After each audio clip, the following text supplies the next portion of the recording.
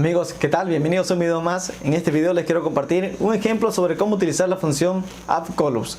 addColumns es una función de tabla avanzada que nos permite agregar columnas a tablas ya existentes en el modelo de datos o bien crear columnas temporales para trabajar en medidas.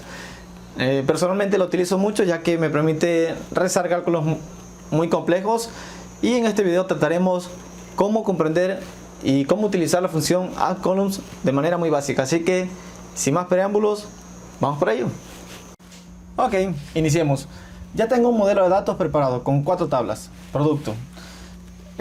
Producto va a ser la tabla sobre la cual vamos a trabajar para utilizar la función addColumns. Ok, pero vamos a movernos a DAX Studio porque es más productivo trabajar en ese tipo de pruebas para poder trabajar con algunas funciones de tabla avanzada. Entonces vamos a ver el comportamiento de addColumns.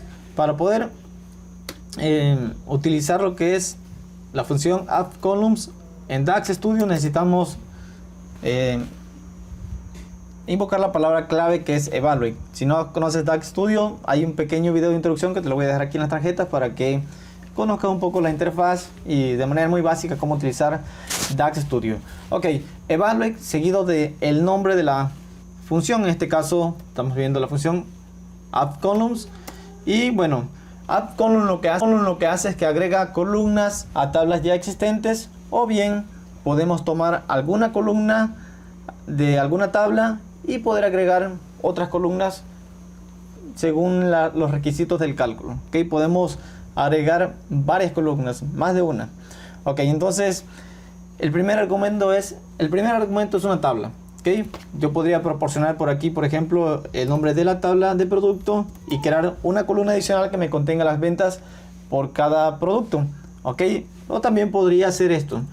Como me está pidiendo una tabla, hay funciones de tabla como la función all, values, distinct,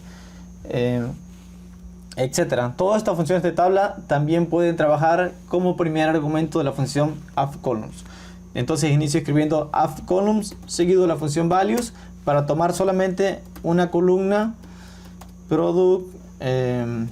producto marca, por ejemplo, y lo que quiero crear aquí son las ventas por cada marca. Entonces estoy tomando los valores únicos de la tabla de producto, pero de solamente la columna marca, y voy a traer las ventas. Ok, esto sería también una práctica válida para utilizar la función addColumns. Entonces regresamos a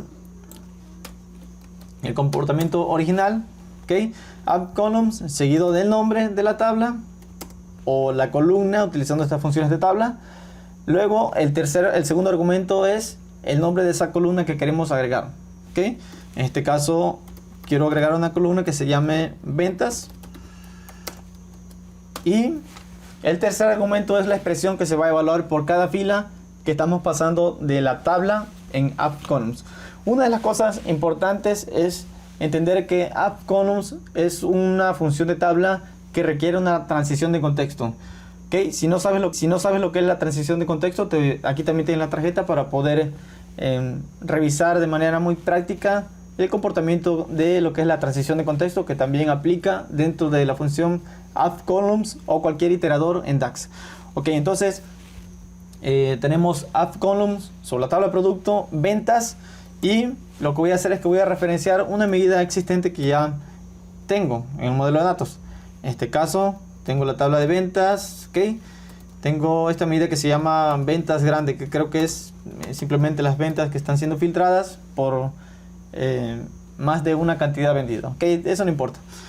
Ok, entonces lo que voy a hacer aquí es simplemente voy a darle formato a la medida y voy a ejecutarla. Por aquí tengo ya, y vamos a la opción de resultados. ¿Cuál es el resultado?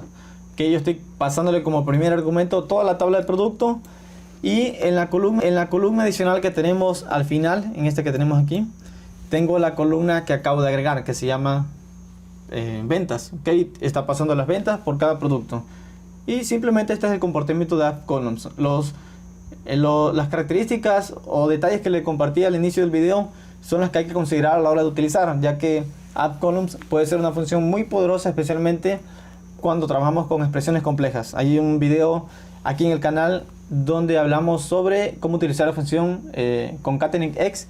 Esta función utiliza varias veces la función appColumns y pueden ver un ejemplo práctico sobre cómo con esta expresión con esta función de tabla avanzada podemos crear expresiones muy complejas, ¿ok?